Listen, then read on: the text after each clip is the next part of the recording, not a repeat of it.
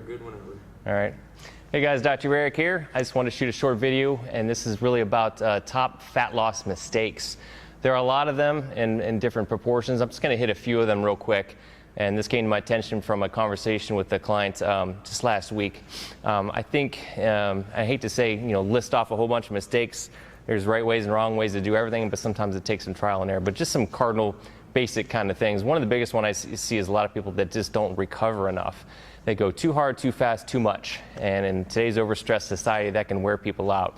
People are cutting their calories way down, and they're eating less, and then they're exercising even more, and then they're burning the candle at both ends. They're tired, they're cranky, they're having cravings, and their weight loss is plateaued.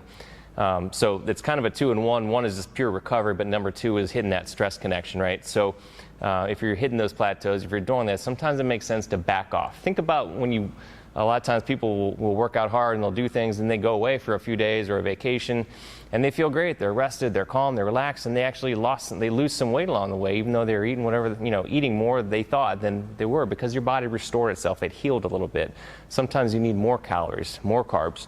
You need to give it more than what it needs. It'll kind of do the opposite of whatever you're doing. Instead of eating less and doing more, do the opposite and do a little bit less of each or a little bit more of both, depending on what you're doing. Especially if you're working out, do a little bit more of both, a little bit less of both perhaps, if you're having an off day. But the important thing is just to do the opposite. Basically give yourself time to recover. Take some days off. Instead of lifting weights 3 days a week and doing 3 days of HIIT, do 3 days of relaxation, walking, yoga, tai chi, a hot bath 3 times a week, and then maybe just 2 days of weights, and that's it, and even then go easy. Or just take a whole week off and just do restorative, walking, yoga. So give your body some more calories. Give it, even if it's just a few days or a whole week, give your body the opposite of what it needs. To give it some time to recover, and you'll be amazed. That's why the professionals, they always have a deload week. They go hard for 3 or 4 weeks and then take a week off or a back off week. So recreationals and females too, back it off, rest and recover.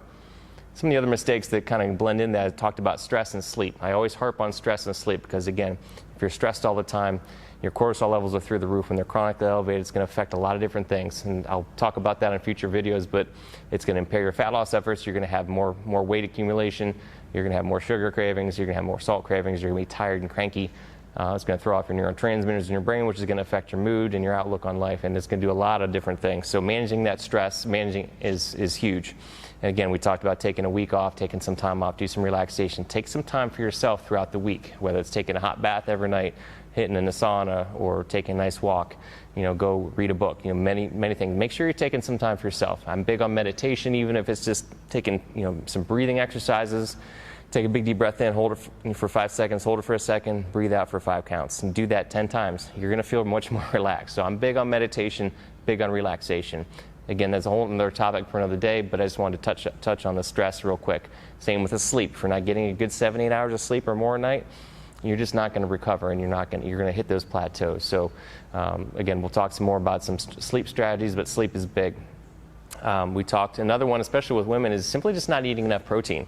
A lot of women tend to skimp on the protein, and especially if you're cutting weights, if you're cutting your calories down, you're doing some fasting protocols, or you're just in a hypocaloric deficit, you got to bump up that protein. Anywhere from just nice easy numbers, a gram per pound of body weight. If you want to get specific, you can go up to 1.2 to 1.7 grams per kilogram of body weight.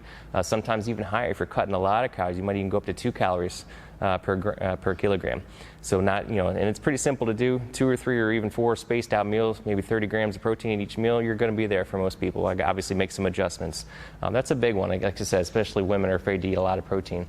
Another one is just gorging out on fat. Keto is big right now, and it's good to get your good fats like your omega-3s, but it doesn't give you free reign to eat as much fat as you want. Fat is very calorie dense, so it's easy to splurge.